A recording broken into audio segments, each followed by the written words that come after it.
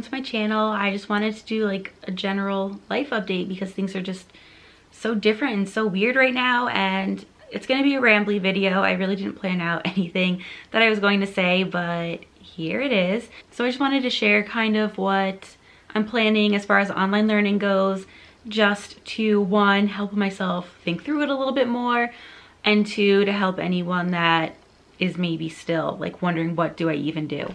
So what happened with my district in particular is we were in school last Friday, and that day my school district that I went to school at closed.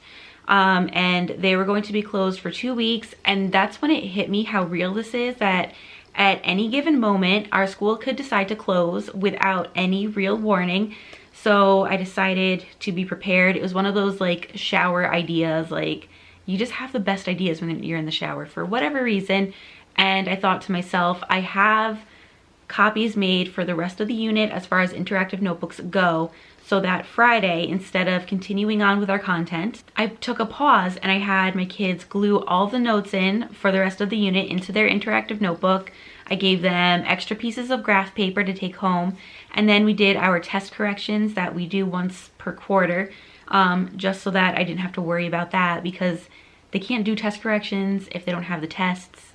And I hold on to their tests because I don't want them to lose them and not be able to do the corrections. These are the things we have to consider when we work with teenagers. So we had test corrections day, and I was worried that by doing that and having it be like kind of a hasty thing where it's just like, this is what we're doing today, surprise, I was really worried that I would upset my students and make them anxious about what's happening.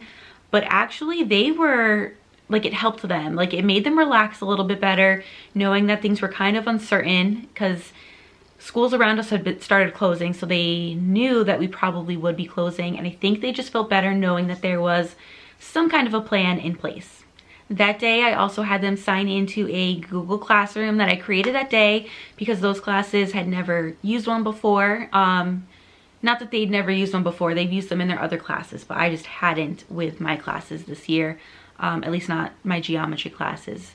One of my other classes already had Google Classroom set up, so that's like a whole separate thing. But I'm mainly just focused on geometry because they're the class that has to take an exam at the end of the year for the state.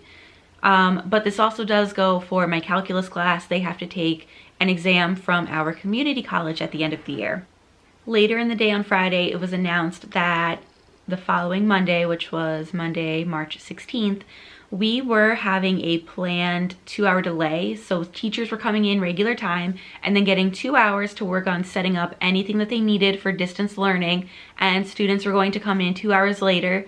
And it was never said that we would be closed the next day, but it was just about getting things prepared and ready just in case, because like I said, I think that's when people started realizing we could close at any time and not really be prepared for this. And then later on Friday, the county that I used to live in, where my old high school is, they announced that they were closed for 2 weeks for every school. And then it was Saturday night that we got the announcement that in the county where my school district is, all of the school districts would be closed for 2 weeks. So as of right now, nope, correction, we're closed for 3 weeks. So we were supposed to start spring break on April 6th. And right now it's like, if nothing changes, that would be the day that we come back to school. My school had 6 snow days and 6 days of spring break, and we're basically using those 12 days first. So we basically got a surprise early spring break with all the extra snow days, because it's an emergency, I guess, is how they're putting it. So we're on break until March 31st, I guess. And then it looks like, and I'm just speculating, they have not announced anything, but it looks like we would start distance learning on April 1st. The crazy thing is, so many things are so different across the country. You have Texas and Florida have canceled their state exams. Kansas has canceled school for the rest of the year. Some districts have started distance learning already. Other districts have said we are not even going to do distance learning. So we don't really know what to expect. It looks like we're going to be doing distance learning. and we're just waiting for more information, and really our administration has to figure that out, and I do not envy them. I do not want to be in their shoes. It's not going to be easy. We are in a high poverty area, so there are students that are not even going to have access to the internet as it is. I don't know what the plan is for that yet, but for me, just to be able to like sleep at night, I need to have like an idea or a plan. And so what I've figured is I want to use as few things as possible as far as technology goes.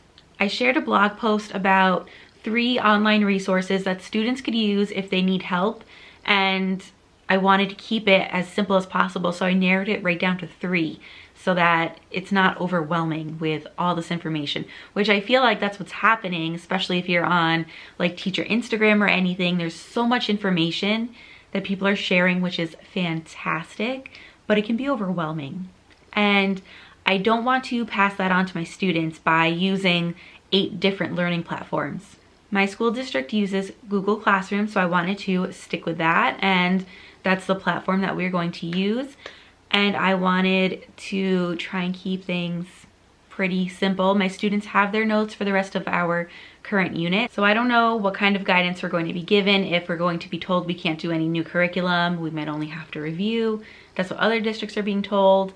But for right now, my plan is to go forward and deliver instruction that students would get if we had been in school. My plan is to use my iPad. I have the Smart Notebook app loaded onto it, and I can get my Smart Notebook files from my Dropbox, have them imported into the app, and then I'm going to use Screencast-O-Matic as a screen recorder, and I'm going to film myself going through the notes.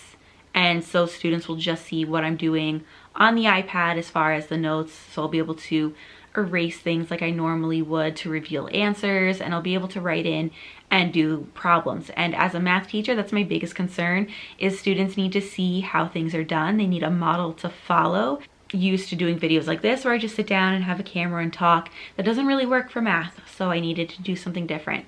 So my first plan is to make videos for the notes. My second plan is to give them practice and to assess what I can. Not that I think I'd be able to give students grades for this or anything, but I would make like a little formative assessment using Google Forms.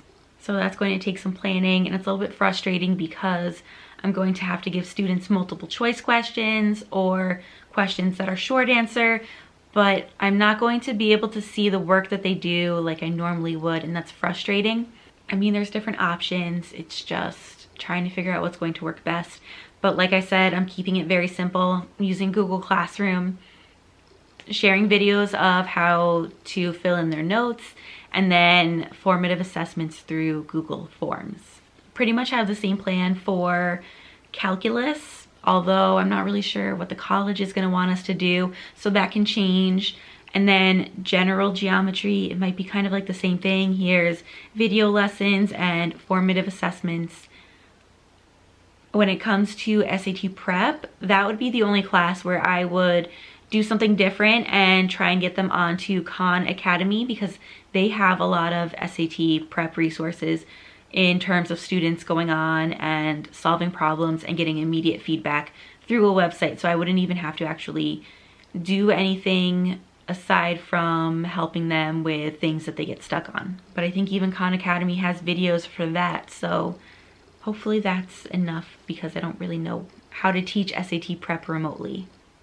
So since we have a lot going on and there is a lot to process, I am starting a Facebook group, and I actually was creating one anyway just for teacher organization, but for the time being it will be a teacher organization Facebook group, but focused on organizing, planning, and preparing for digital learning.